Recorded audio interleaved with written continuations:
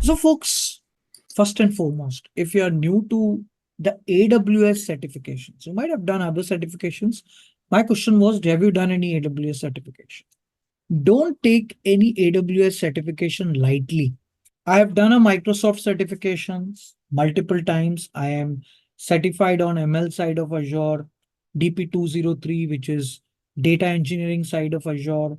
I've done a VP900, AZ304, which is architecting it, sorry, AZ305, which is architecting infrastructure solutions, multiple certifications. Similarly, on the AWS side, I'm a solution architect. I'm a data analytics certification certified, the specialty certification. I've done a ML certification, so on and so forth. Likewise, I've done few certifications on Snowflake, Databricks. Why am I giving you that? Not that I'm bragging. AWS certifications are most complex amongst all of them. Trust me. The reason I gave you that examples of Databricks and Snowflakes and Azure and AWS, the AWS certifications are complex. They are not straightforward. Don't kind of take them lightly and go for a certification.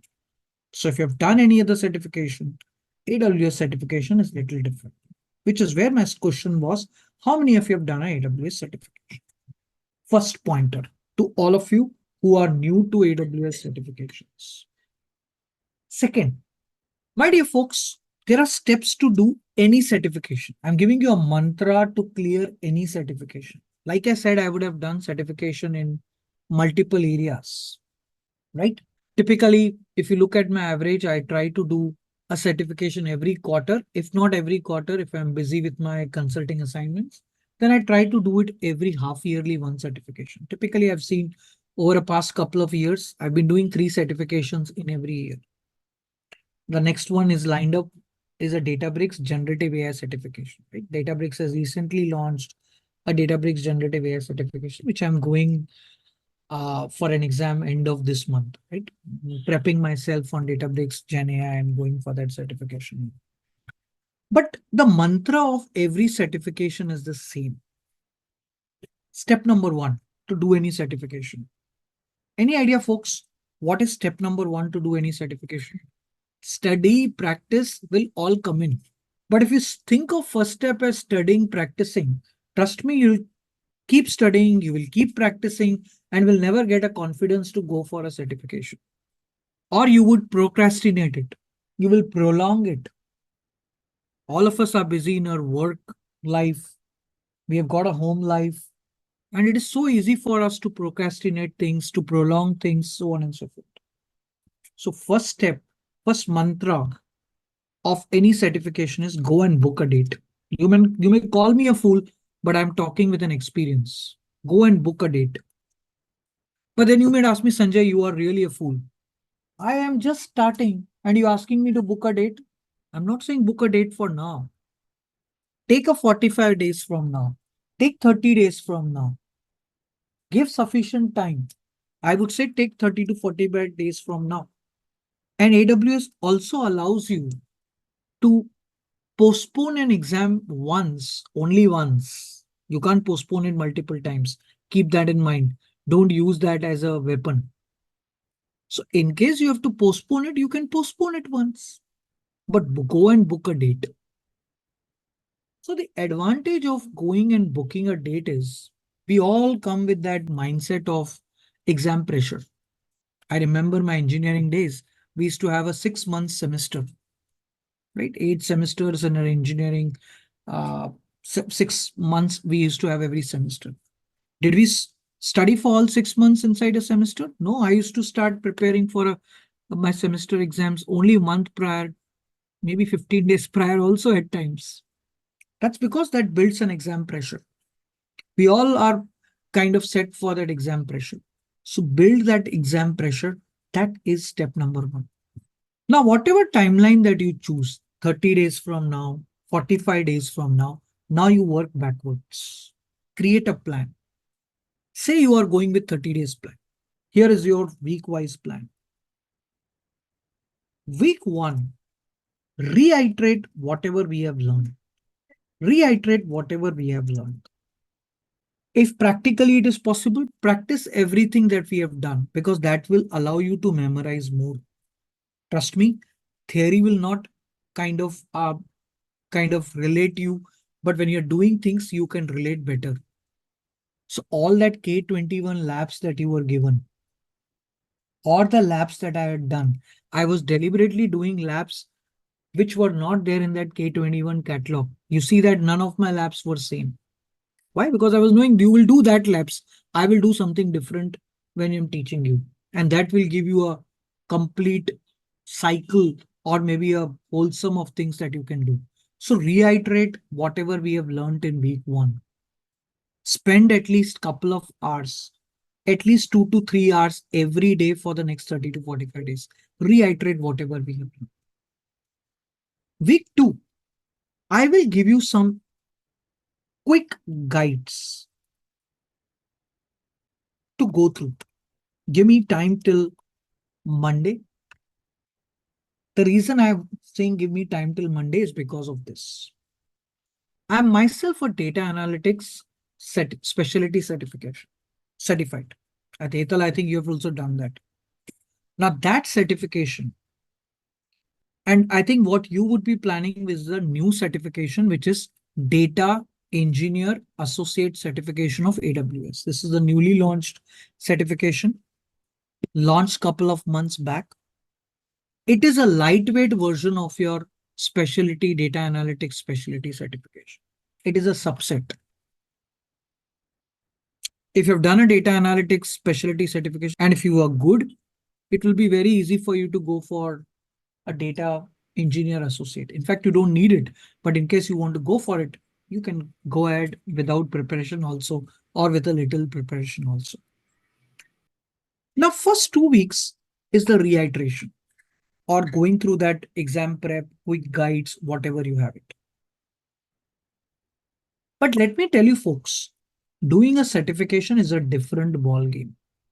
People who have done a AWS certification would know what I'm saying. What do I mean by a different ball game? It means that you may be very good at knowledge. For example, week 1 and week 2, you spent an awesome time and you're so confident about your services. You know each and everything. You have practiced everything. You have gone through your K21 labs. You have gone through all my sessions, practiced everything, and you've built your use cases also. Does it mean you are prepared for a certification? I would say no. It's a different ball game. The reverse also is true. You're prepared for a certification. Does it mean you are deployable any particular project? No. I would consider it as two ball games. There's an overlap between the two, but doesn't mean that that's something always true. How many of you agree with me on this? Preparing for a certification doesn't mean you are deployable. You are deployable doesn't mean you are ready for a certification.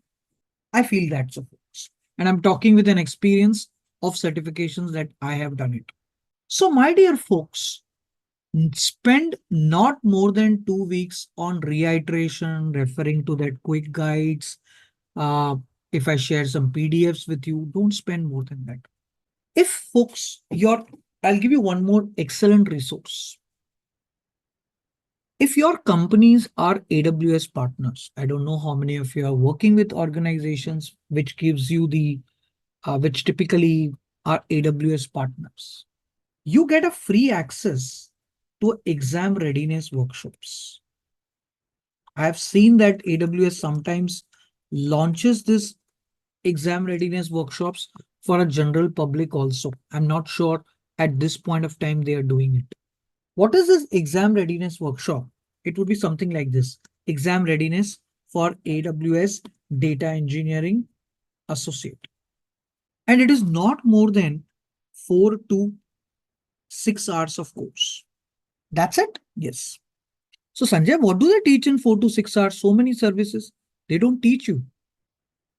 How can they teach so many services in 4 to 6 hours? As I said, the focus is only on examination. So whatever is your domains covered in that exam, they just kind of do a quick recap on this, which means you should be aware of those services and they would just talk about those services from the exam perspective, what domains that you should cover, what domains you should not cover, what are the kind of areas. They would quickly recap certain big concepts, what you would be doing in week 1 and week 2. Right? That's what I'm asking you to do.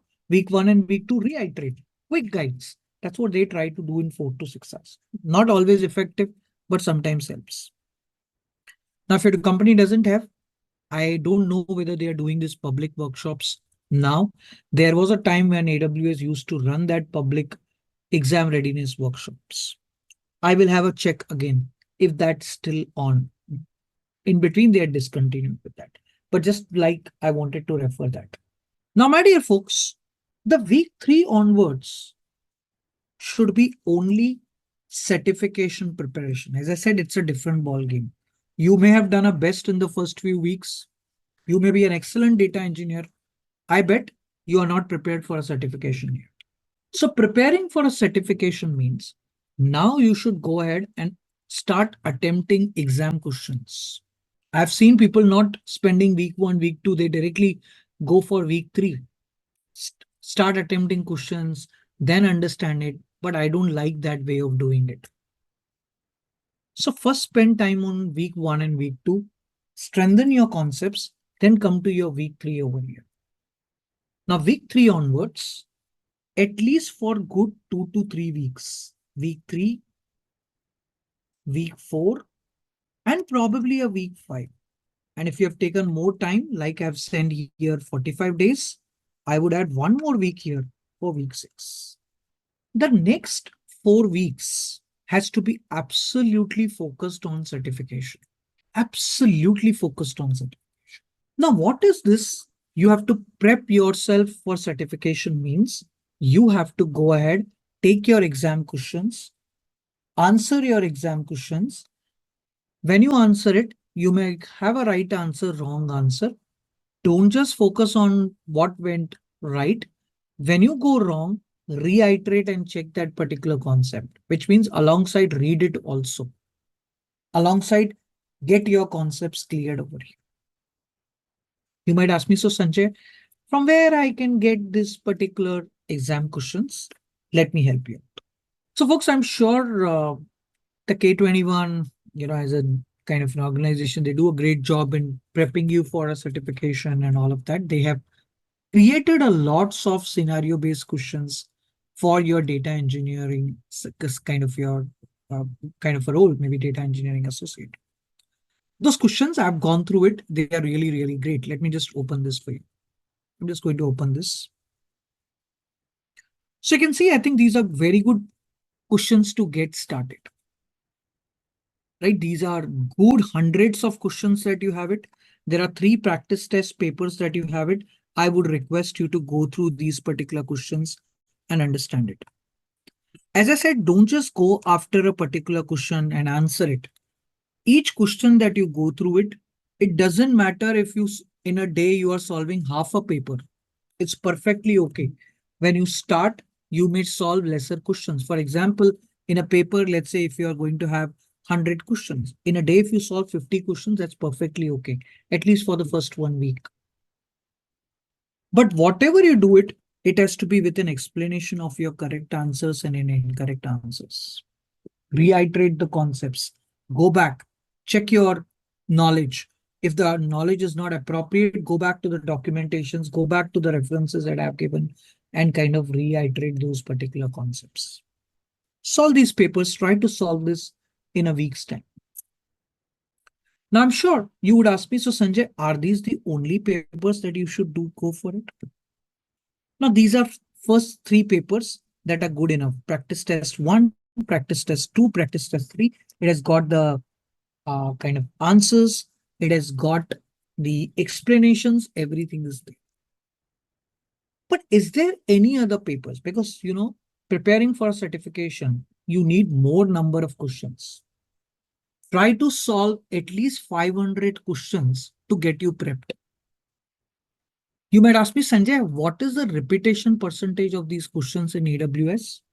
Folks, it is not that great. If I go for Azure certification, why I said AWS certifications are difficult? If I am preparing for an Azure certification, I definitely get some repeat questions in my certification. For example, the questions that I would have seen earlier, you would see that in your Azure certification or any other certification that I talk about. But AWS, luckily, if you get 10 to 20% questions which are repeated, you are very, very lucky, I would say.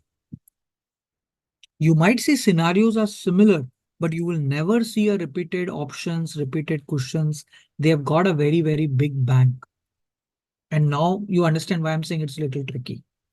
Whatever AWS certifications that we have done, I don't go for a certification unless I am confident that I've solved 500 plus questions and I'm scoring constantly back.